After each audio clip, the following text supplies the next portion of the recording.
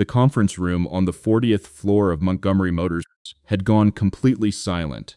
The kind of silence that has weight to it, the kind that presses down on the back of the neck, and every person seated around the long glass table was staring at the same two people standing at opposite ends of it.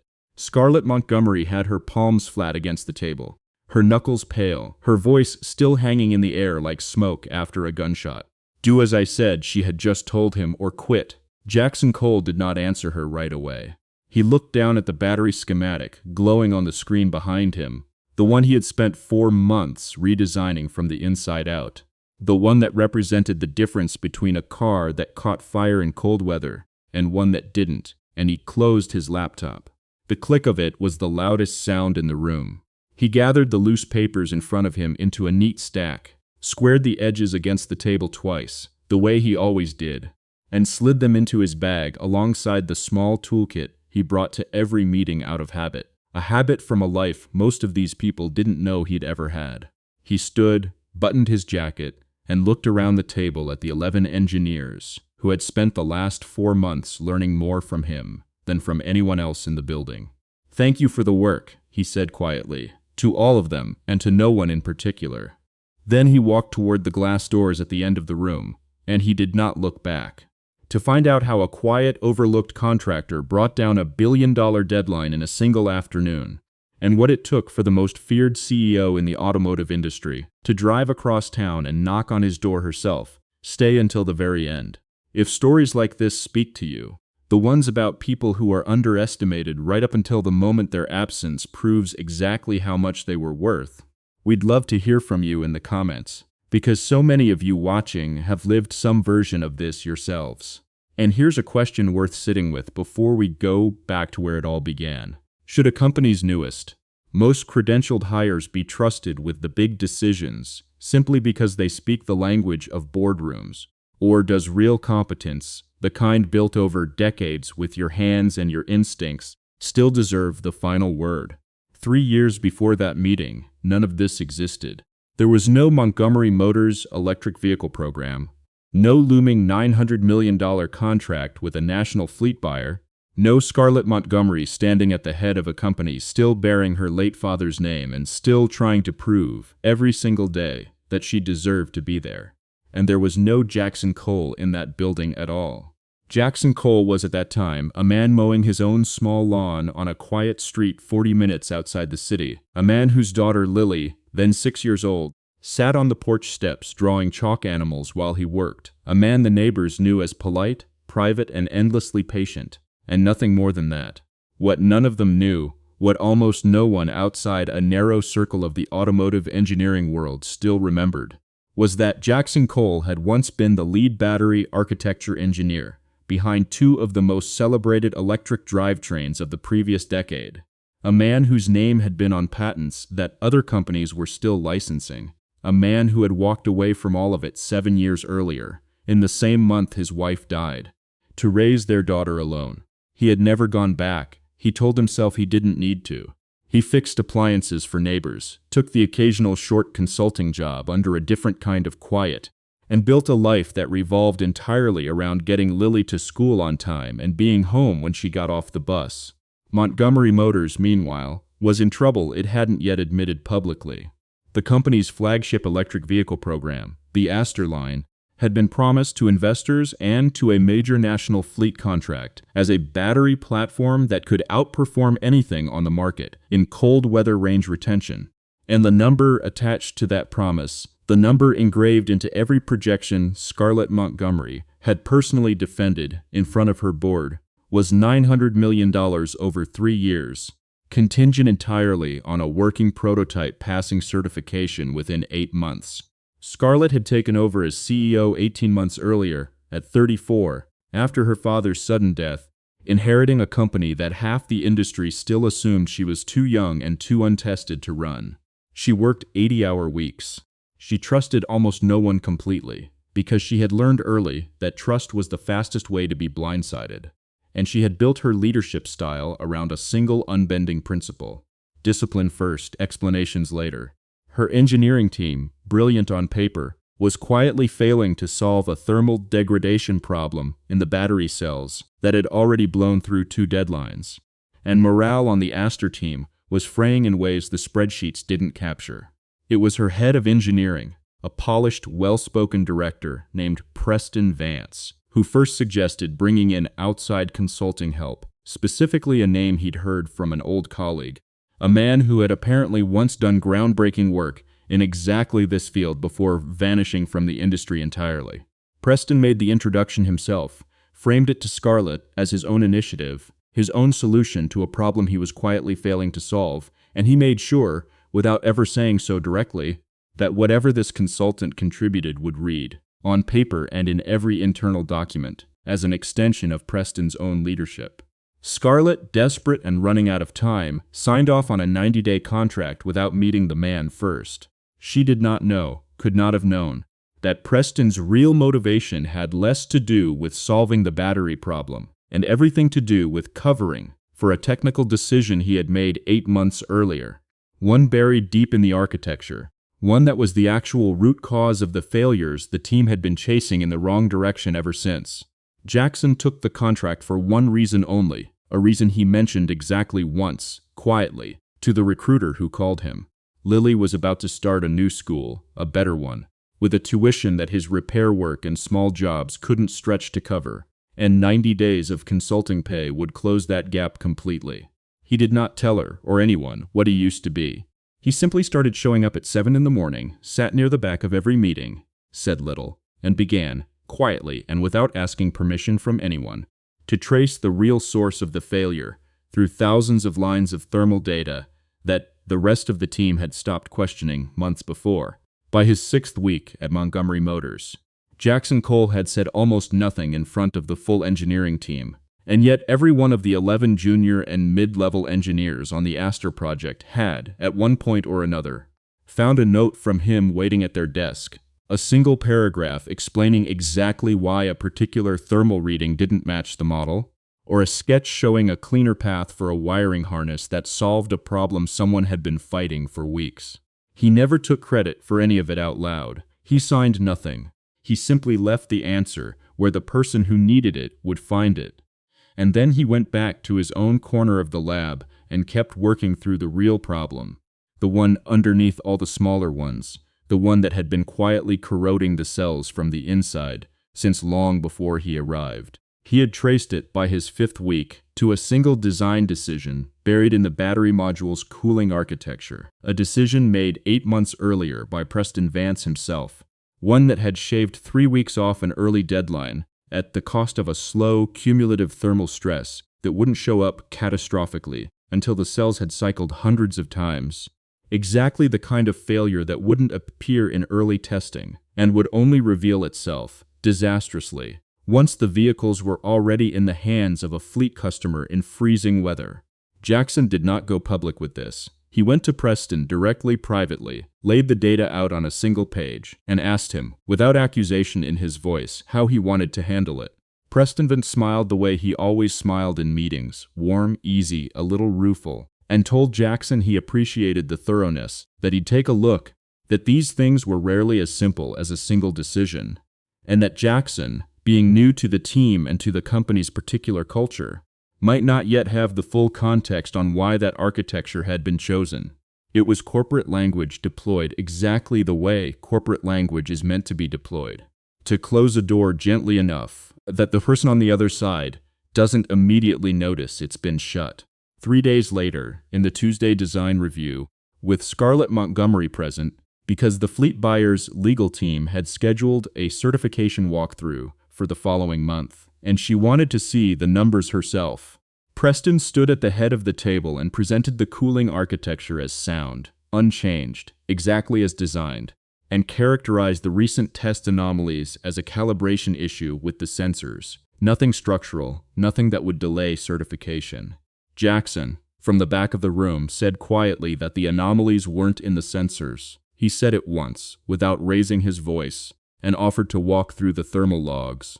Preston cut in immediately, pleasant and firm, and said that he appreciated Jackson's diligence, but that they didn't need to relitigate an architecture decision that predated his contract, and that perhaps it would be more useful for Jackson to focus on the deliverables actually in his scope. Scarlett Montgomery, exhausted, under pressure from a board meeting that afternoon, and a fleet buyer's legal team the following month, and trusting the man she had promoted and relied on for 18 months over a 90-day consultant she barely knew, sided with Preston without hesitation. She turned to Jackson and told him, in front of the entire team, that she needed engineers who executed the plan, not ones who second-guessed it in every meeting, and that if he couldn't do as she said, he was welcome to quit. It was not the first time she had used that line on someone. It had worked before, had produced compliance before, had reinforced the discipline-first culture she believed the company needed to survive. She did not expect what happened next. Jackson did not argue. He did not defend himself. He closed his laptop, packed his tools, thanked the team quietly, and walked out, and something in the stillness of it, the total absence of the anger she had braced for, unsettled her more than any argument could have. He drove home that afternoon, picked Lily up from school on the way, and by dinner had already begun quietly reaching out to 2 former colleagues about smaller consulting work, never once mentioning to Lily that anything unusual had happened, only that his contract had ended a little early. Within Montgomery Motors, no one but the 11 engineers who had quietly relied on his notes for 6 weeks understood yet what had actually walked out the door. Preston told Scarlett privately that it was for the best, that Jackson had been difficult to manage and resistant to direction, and Scarlett, still carrying the weight of the board meeting ahead of her, let herself believe it, because believing it was easier than the alternative. It would be 11 days before the first cell in an accelerated stress test cracked exactly the way Jackson's data had predicted it would, and 26 days before the fleet buyer's engineering team, running their own preliminary checks ahead of certification, flagged the same thermal anomaly Jackson had tried to explain in that Tuesday meeting, and it would be 1 full month, almost to the day, before Scarlett Montgomery sat alone in her office at 11 at night, staring at a report that used words like systemic, unrecoverable without redesign, and certification at risk, and finally asked Preston Vance directly whether anyone had raised this issue before. The question sat in the room longer than Preston wanted it to. He told her eventually that there had been some concerns raised early on, nothing formal, nothing he'd taken seriously at the time, framed in a way that made it sound like background noise, rather than what it actually was. A documented warning from the one person in the building who had understood the problem completely. Scarlett did not push further that night, but something in his phrasing, the careful vagueness of some concerns, the way his eyes moved to the door before they moved back to her, stayed with her the way a splinter stays under skin long after the moment it went in, unnoticed until it isn't. She started reading old meeting notes herself, late at night, alone, the way she rarely allowed herself to work anymore, and in the archived files from that Tuesday review, she found a single line in the minutes, dictated and transcribed by an assistant with no stake in the politics of the room, noting that the outside consultant, J. Cole, had raised a specific objection regarding the cooling architecture that was not resolved before the meeting concluded.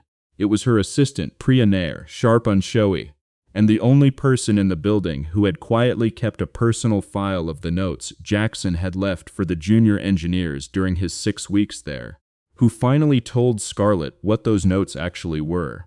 Priya had collected copies, almost by accident at first, because 2 engineers on her old team had shown her the sketches Jackson had left them, both of them describing, almost reverently, how a single consultant they'd barely spoken to in meetings had quietly solved problems they'd been stuck on for weeks, without ever once asking for recognition. Priya laid 5 of those notes on Scarlett's desk one morning, alongside the accelerated stress test results, and said only that she thought Scarlett should see them before the emergency board call scheduled for that afternoon. Scarlett read them standing up, in silence, and recognized in the handwriting and the clean, exact logic of the diagrams something she had spent 18 months looking for in her own leadership team and had somehow, without ever meeting the man properly, let walk out the door. That afternoon's board call was as bad as she had feared.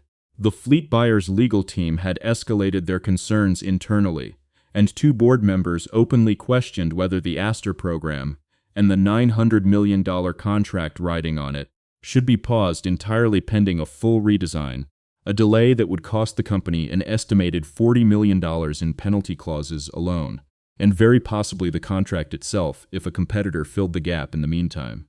Scarlett held the room together by promising a technical resolution within 2 weeks, a promise she made without yet knowing how she would keep it. And the moment the call ended, she asked Priya for Jackson Cole's address rather than his phone number, because she had a feeling, one she couldn't entirely explain to herself, that this was not a conversation that belonged on a screen. She drove there herself, without an assistant, without a driver, in the evening, and found the house exactly where Priya had marked it, small, well-kept. A bicycle with training wheels leaned against the porch rail. Through the front window, before she had even reached the door, she could see Jackson kneeling on the living room floor beside a girl of about 9. Both of them bent over a half-built cardboard structure, wired with small motors and a battery pack, Lily's homemade science fair project. And Jackson was not correcting her, not taking over, only pointing, asking questions, letting her find the answer herself, the same quiet patience Scarlett had just seen described, secondhand in 5 pages of unsigned engineering notes. Scarlett stood on the porch for a long moment before she knocked, long enough to understand that the man she had dismissed in front of his whole team, the man she had told to do as she said or quit, was not the arrogant, difficult engineer Preston had described to her at all. When Jackson opened the door, he looked at her with no anger in his face, only mild, careful surprise, and behind him Lily peered around his arm, curious, unbothered, still holding a strip of copper wire in one hand. Scarlett opened her mouth to explain why she'd come. The redesign, the deadline, the $40 million, and found for the first time in longer than she could remember, that she didn't know exactly how to begin. 2 weeks would pass before Jackson Cole ever set foot inside Montgomery Motors again, and neither of them yet understood how much would have to change, in the company and in themselves, before that return would mean anything at all. Jackson did not say yes on the porch that night, and Scarlett, to her own surprise, did not push him to. She stood in the doorway of his small living room, aware of Lily watching her with open curiosity from behind her father's arm, and she said only that she owed him a conversation she should have had weeks earlier, and asked if she could come back the following evening, after Lily was asleep, so they could talk properly. Jackson agreed, mostly, he would tell her much later, because something in the way she'd said, "I owe you," rather than "I need you," told him this conversation might actually be different from the one he expected. When she returned the next night, she did not lead with the crisis. She led with an apology, specific and unrehearsed, naming exactly what she had gotten wrong, that she had let a title and a familiar voice outweigh data and a stranger's quiet correction, that she had used a line on him in front of his colleagues, that she had used before to enforce compliance, and had never once stopped to ask whether compliance was actually what the moment required. Jackson listened without interrupting, and when she finished, he told her, in the same even voice he used for everything, that he hadn't left because his pride was hurt. He'd left because there was no point staying somewhere his work would be overridden by someone unwilling to look at the numbers. He said he would consider coming back, but only under 2 conditions: that the redesign would proceed based strictly on the data, wherever it led, and that whatever role Preston Vance had played in the original decision and its cover-up would be examined honestly, not buried a second time to protect the org chart. Scarlett agreed to both, and the 2 weeks that followed were the hardest of the program's life. Jackson returned to Montgomery Motors not as a consultant sitting quietly at the back of the room, but, at Scarlett's explicit direction, as the lead on the redesign, with full authority over the cooling architecture and direct access to her. He worked 18-hour days at first, rebuilding the thermal model from the ground up, and it was in the second week that the true scale of Preston's original decision became impossible to hide. Jackson identified the exact failure point, a copper bus bar routing that had been narrowed to save cost and assembly time, one that concentrated heat at 3 specific weld points across every module in the fleet, and he demonstrated the fix live in front of the full engineering team. Using a bench prototype he built himself over a single weekend, walking them through each connection by hand, naming every mechanism, every tolerance, every reason the original routing had failed under sustained cycling, with a precision none of the newer hires, for all their credentials, had ever seen in person. Junior engineers who had spent 6 weeks quietly relying on his anonymous notes now watched him work openly for the first time, and the shift in the room was visible, a kind of respect that didn't need to be announced. Preston Vance did not survive the scrutiny well.